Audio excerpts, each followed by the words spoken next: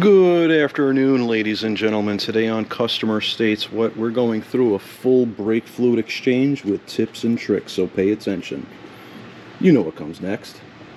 Let's take it up top, get the wheels off, and start this exchange. Very good. Alright guys, first things first, what you want to do is, of course, you want to set your lift up. Second thing, take your cap off the master and attach the special tool right there. We're not going to put air to it just yet, but we're going to get the car up in the air.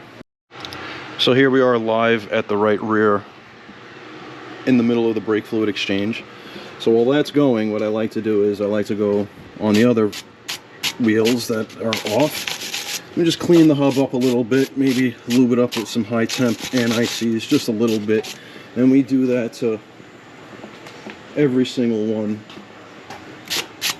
You don't want to leave one out. Why would you? So yeah, while the brake fluid exchange is going, do some service around to the hubs, and then once you move on to the next one, you get the one you missed, and then you put the wheel on, or you brake clean your area, put the wheel on, and keep it moving. Tips and tricks, guys. Listen up.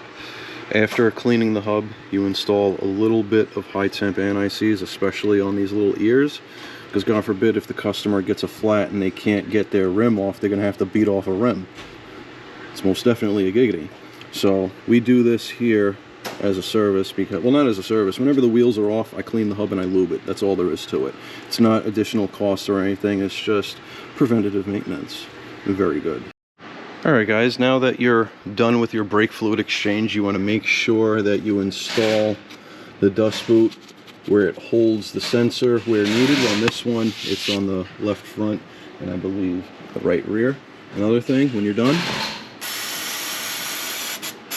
make sure the area where you were working is clean and free from any residual brake fluid. That's all. Just give it a good brake cleaning. We already lubed our center, and now we're ready to mount our last tire. We're going to tighten everything up, and we're going to bring the vehicle back down, and I'll show you the last portion of the service. Very good. Now that we have the vehicle...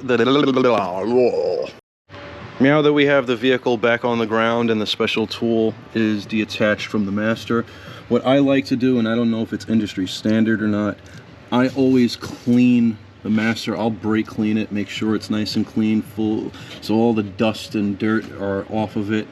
So let's do that real quick. Very good, ladies and gentlemen. As you can see, our master is nice and clean. The final steps are to put that guy back over there and pretty much road test the vehicle, make sure the brakes still stop the vehicle, because you know what, you just serviced the vehicle, you just serviced the brake system, and if anything goes wrong, it's on you. So after every service you do, always road test it after, guys. You hear me? I'll repeat that so you could hear it again.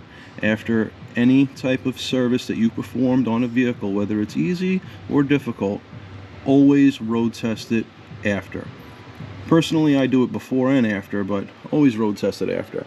If you guys don't know what to do yet, please like, subscribe, hit that bell notification for further content.